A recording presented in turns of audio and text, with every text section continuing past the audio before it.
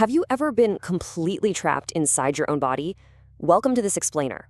Today, we're exploring one of the strangest, most fascinating, and honestly, absolutely terrifying things a human being can experience. We're looking at first-hand accounts to break down the terrifying reality of sleep paralysis. Okay, let's dive into this. It's the feeling of being unable to move upon awakening. Your senses and awareness are intact. Just think about that for a second. You aren't unconscious, right? You aren't blissfully dreaming. It's this horrific feeling of being completely paralyzed the moment you wake up. Your senses are completely intact, your awareness is fully online, but your body, it's just entirely unresponsive.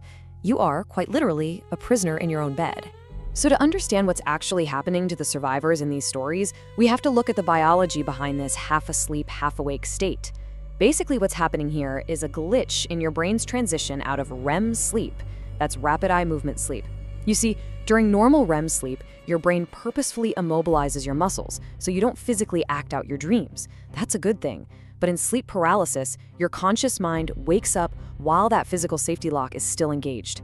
And why does your mind suddenly conjure up such vivid, terrifying things?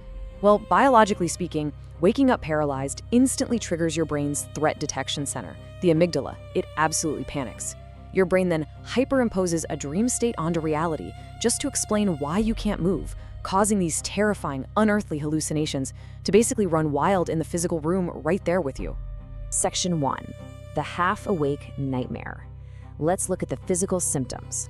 To really grasp the gravity of this biological glitch, we need to analyze the horrific physical symptoms that basically everyone shares in these accounts. The terror always starts with this weird haziness, a sudden realization of complete physical immobility. You might be able to dart your eyes around your pitch black room, which confirms your sensory awareness is intact, but that is literally it. And then comes the absolute inability to scream. In one of our sources, a deeply stressed college student desperately wanted to simply call out for their mom, but their own vocal cords completely betrayed them. In that physical silencing, it makes the hallucinations that follow infinitely worse. Which brings us to Section 2. Visualizing the intruders. Okay, so once you realize you can't move, your panicked brain starts filling the shadows. Take this horrifying 3-step escalation detailed by that same college student. Just imagine this for a second. Step 1, you wake up exhausted after pulling an all-nighter for biology finals. You feel incredibly weak and you can only move your eyes. Step 2, you look toward the center of your dark bedroom and there's a woman standing dead center, wearing a black dress. Step 3, she actually approaches. She kneels down, touches your forehead, and you can physically feel it. And as she gets eye to eye with you, she reveals the face of your mother. Your mother, who had tragically passed away just 3 weeks prior. So the crucial point here is the deep emotional helplessness trapped within this terrifying physical state. The victim couldn't reach out to her. She simply stood back up, walked to the doorway, and vanished. It took another agonizing 10 to 20 seconds before the paralysis finally broke and the victim could jump out of bed screaming her mom's name down the hallway. Just absolutely devastating. Moving on to Section 3, Unearthly Auditory Illusions. We all know the dream world, right? We actually love how vague and bizarre dreams can be. It's this separate realm where total nonsense is just normal. But contrast that with the real world. I want you to imagine the sheer panic when that wild dream logic forcefully invades your physical bedroom. You know for a fact you're awake, you know you're in your own bed, yet these unearthly terrors are manifesting right next to you. And these auditory hallucinations, they aren't just vague, blurry noises. They can be terrifyingly precise. Take the number 3, for example. One survivor woke up from a bizarre nightmare about being chased in the woods. Upon waking completely paralyzed, they heard this faint, weird noise. It was indescribable, kind of robotic, but somehow alive. And it repeated exactly every 3 seconds, growing slightly louder and closer every single time.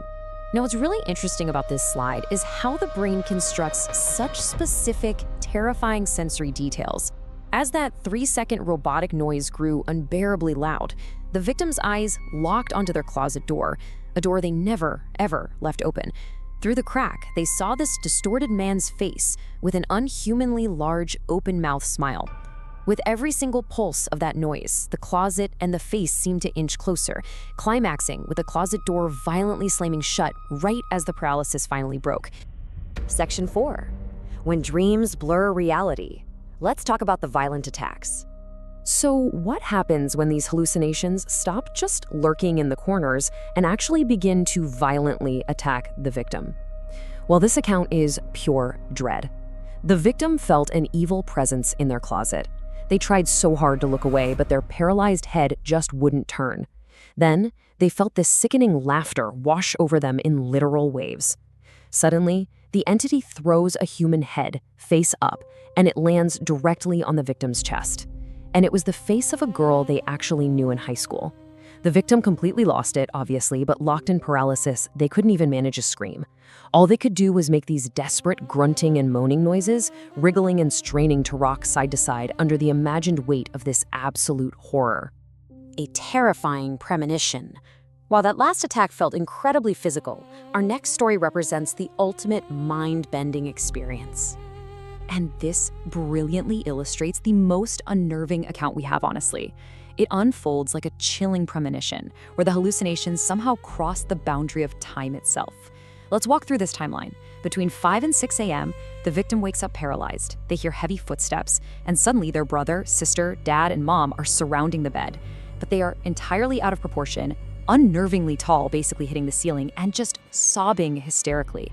Eventually, the paralysis breaks. The victim frantically searches the house, but everyone is fast asleep. They literally lie awake in terror until sunrise.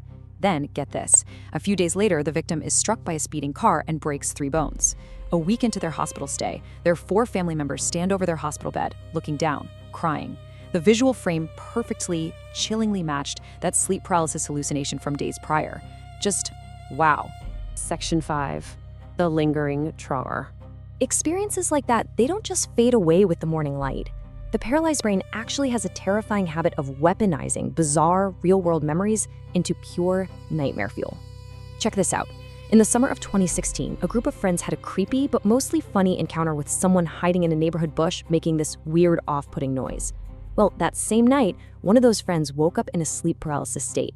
The brain recalled that exact weird noise from the bush, but completely recontextualized it.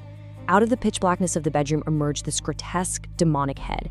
Its mouth hung open, playing back that exact same bush noise, hovering mere inches from the victim's face before finally fading away. Honestly, it's no wonder survivors echo this exact sentiment. I thought I was losing my mind. The trauma here is intensely real. Survivors report being absolutely terrified to go back to sleep, sometimes suffering for weeks with the fear that they aren't actually awake and that something horrible could happen at any second. These illusions leave deep, incredibly scarring impressions. So, what happens when the unearthliness of nightmares transcends into the real world? We're left with this haunting question. Sleep paralysis shows us that the line between our waking reality and our darkest, deepest REM sleep nightmares is incredibly, terrifyingly thin. When the biology of your brain glitches, your own mind truly becomes the ultimate horror architect. Sleep well.